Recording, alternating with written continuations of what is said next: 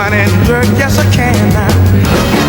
They call me double O. Berry Gordy built an empire in Detroit, but 10 other labels built empires of their own to take it down. Keep on riding, riding on through. Start a love train. Welcome back to Soul Letters. This is the story behind the song, and if you love a good underdog story, you already know where to tap that like button. Today we're ranking the 10 labels that gave Motown its fiercest competition. Stick around to the end and consider joining the family by hitting subscribe.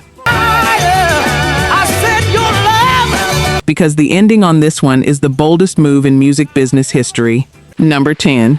Scepter Records had no assembly line studio and no house band. If you see me walking down the street, each time we meet, walk on by. Just a songwriter duo named Burt Bacharach and Hal David. And I start to cry. Make believe that you don't see. And a voice capable of turning their strange, twisting melodies into something unforgettable. Walk on by.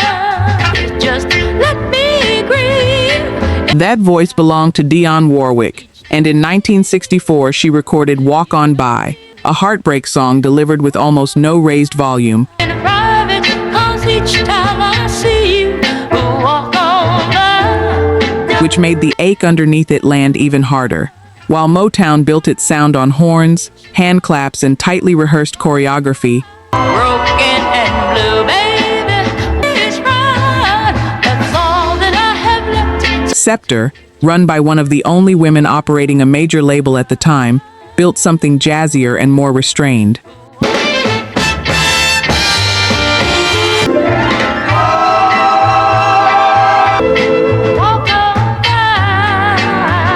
Walk On By reached the pop and R&B top 20 and became one of the most reinterpreted songs of the century. When you say goodbye, walk on by. Believe you never see my tears cry. Believe you never see my. Later stretched into a sprawling soul epic by Isaac Hayes that introduced it to an entirely new generation. Number 9. Brunswick Records was a struggling label until a Detroit-born performer named Jackie Wilson walked in. Lifting me higher, so keep it up, quench my desire. A singer so physically electric that James Brown reportedly studied his stage moves, and Elvis Presley reportedly called him the greatest live performer he'd ever witnessed. And I'll be at your side forevermore, been lifted before. In 1967, Wilson released Your Love Keeps Lifting Me Higher and Higher. You know your love, keep on lifting. I said your love, keep on. A gospel-sized anthem built on horns that seemed to climb higher with every chorus. I was downhearted, and you know he never showed his face again. It reached the pop top 10 and became Wilson's signature hit, making him Motown's toughest unofficial rival even though he never once recorded for Berry Gordy's label. Disappointment was my closest friend. That's why your love. Wilson's career was tragically cut short by an onstage heart attack in 1975. All right. I finally found you and faced the world higher and higher. But Higher and Higher refused to fade, later resurfacing in a Levi's commercial and the film Ghost decades after its release. Number 8. Chess Records built its name on Chicago blues before changing course completely. My love has come along. Oh, in my lonely day. To give a former teenage runaway named Etta James a shot at reinventing a song already 20 years old. They're over at last. In 1960, James recorded At Last, originally performed by the Glenn Miller Orchestra in 1942. The skies above, boy, and my heart was wrapped up. wrapped in a lush orchestral arrangement so intimate it felt like she was singing directly into a single listener's ear. In clover, looked at you. Instead of Motown's punchy, rhythm-forward production, Chess built a template that would become the standard for wedding songs for the next 60 years. Dream that for you are my. James herself later admitted she almost passed on the song, thinking it sounded too slow, unaware it would become the performance she was remembered for above all others. Number 7. Sussex Records was only a couple of years old when it signed a former Navy veteran and aircraft parts assembler named Bill Withers.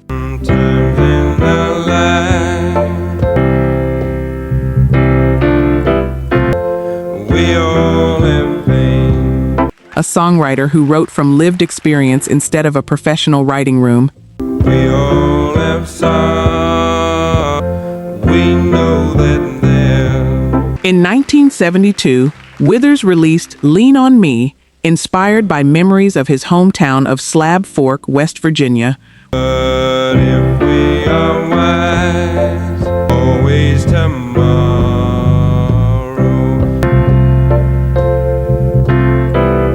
Where neighbors depended on each other because there was little else to depend on. You carry your peace, swallow your pride.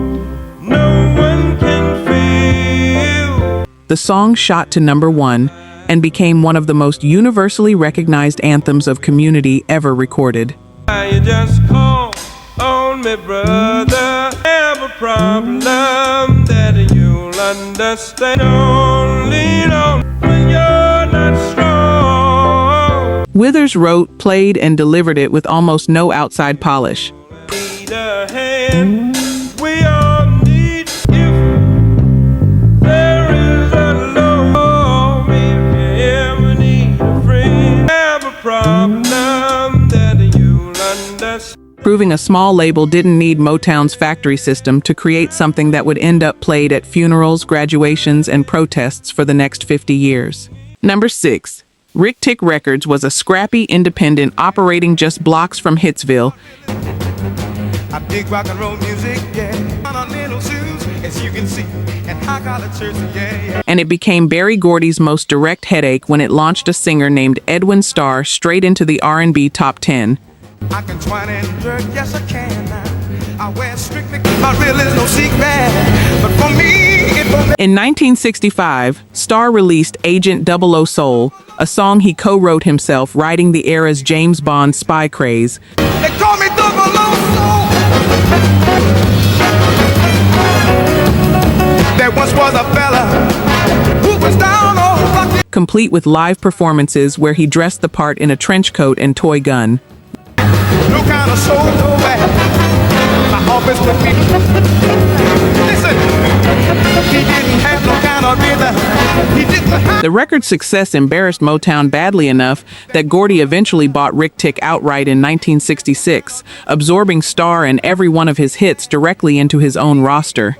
He on his case, and I slacked him down right up. Like he's a DJ on the radio, so they call me, yeah.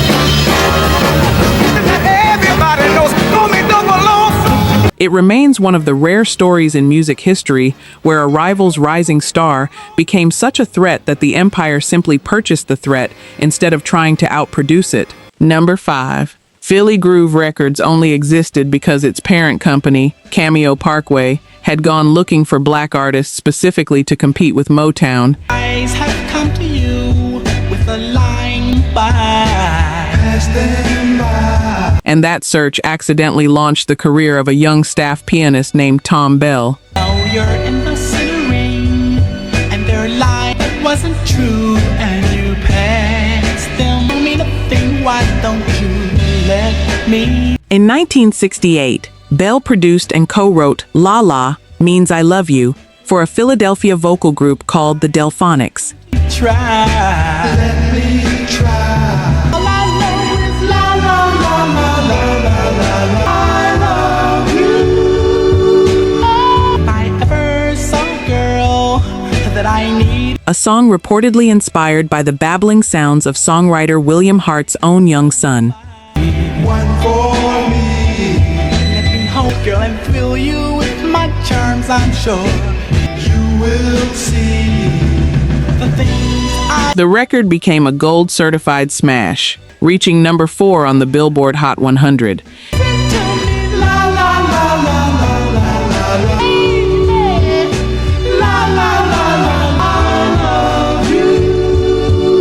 And introduced the lush orchestral falsetto sound that would define an entire era of Philadelphia soul. The things I am saying are true. Yes to you. Listen to I love you.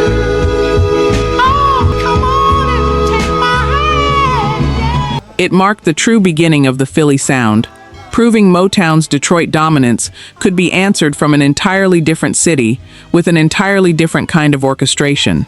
Number 4, Invictus Records was born out of pure betrayal when Motown's own hit-making trio Holland Dozier Holland walked away from Berry Gordy in 1968. All that's left is a band of gold. It's a band of gold.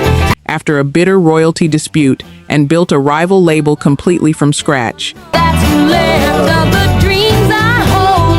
The memories of what love could be.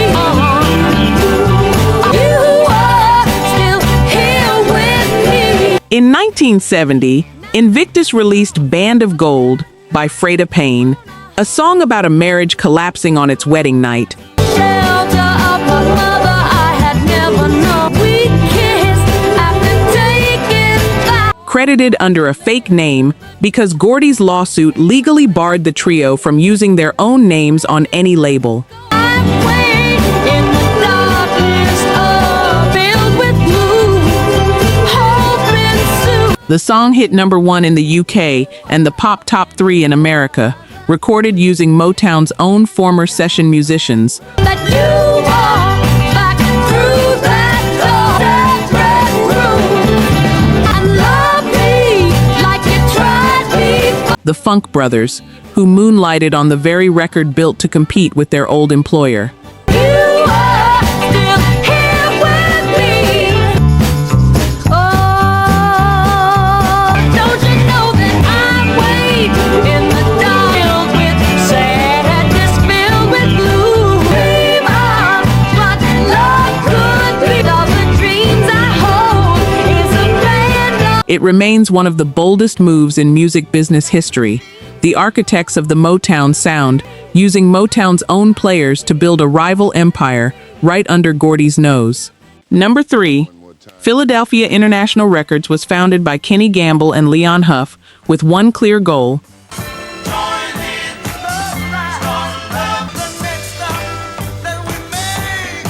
to build a sound polished enough to rival Motown while carrying its own unmistakable Philly identity of lush strings and socially conscious lyrics.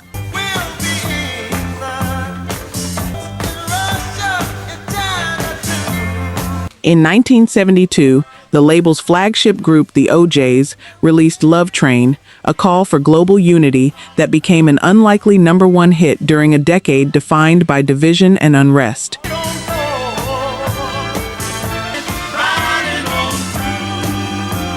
The track's driving orchestral groove, powered by the label's in-house rhythm section MFSB, helped define what critics would later call the sound of Philadelphia. And let this train keep on riding. A direct architectural answer to Motown's Detroit sound. Don't miss this train. If you miss it, I feel sorry. Sisters and brothers, let it ride.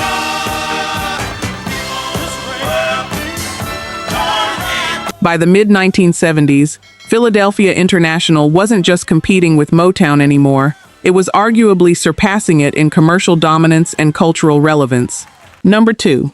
Cameo Parkway Records was a Philadelphia label built years before Motown even existed. Oh, you're looking good.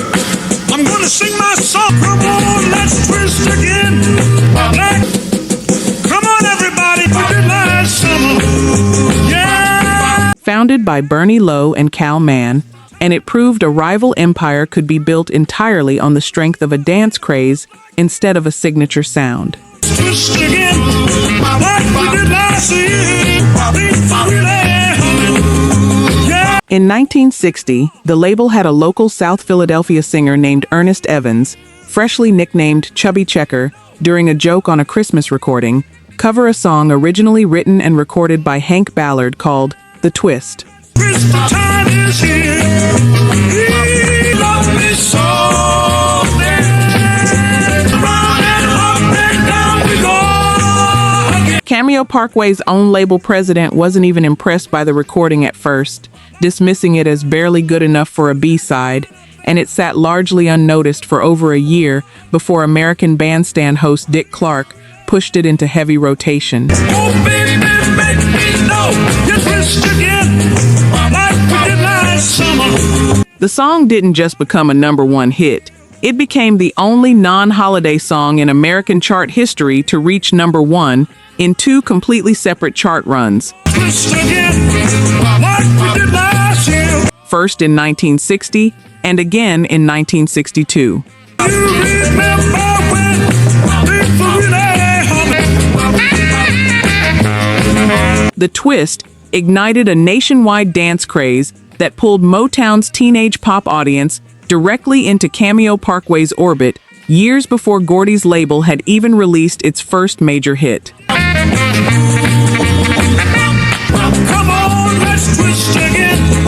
Twist around and up and down we go again. Twist time is here. In a strange twist of its own, the very Philadelphia building where Cameo Parkway once operated would eventually become the headquarters of Philadelphia International Records, the label at #3 on this very list. #1, VJ Records was founded in 1953 by a Chicago couple, Vivian Carter and James Bracken, Precious love and any love. who borrowed just $500 from a pawnbroker to start what would become the country's biggest independent, black-owned record label, and for a stretch in the late 1950s, it was genuinely bigger than Motown. Could ever be.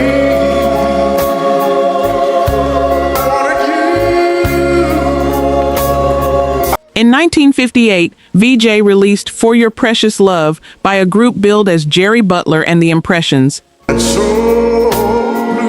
blue for that falling eyes.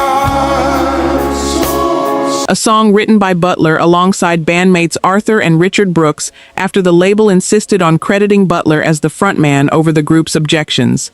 And darling, that I love. The song became VJ's first true crossover smash, reaching the pop top 20 and the R&B top 3, but the billing dispute it caused tore the group apart within months, I just want to tell them that they don't know. Let's say sending Jerry Butler into a successful solo career and leaving his childhood friend Curtis Mayfield to rebuild what remained of the Impressions from nothing. was long.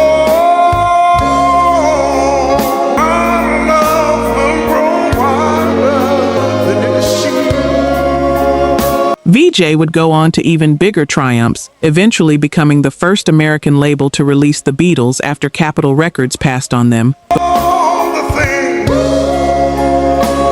in this whole wide world is just realize. Before poor management and financial mismanagement collapsed the entire company by 1966. For you to say, I want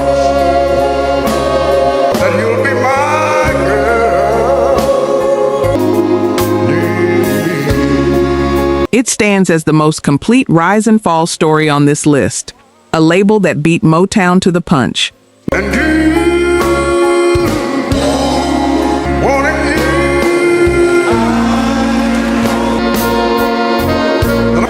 I'm so lonely. launched two of soul music's most important careers from a single record, and still somehow didn't survive long enough to be remembered the way it deserved.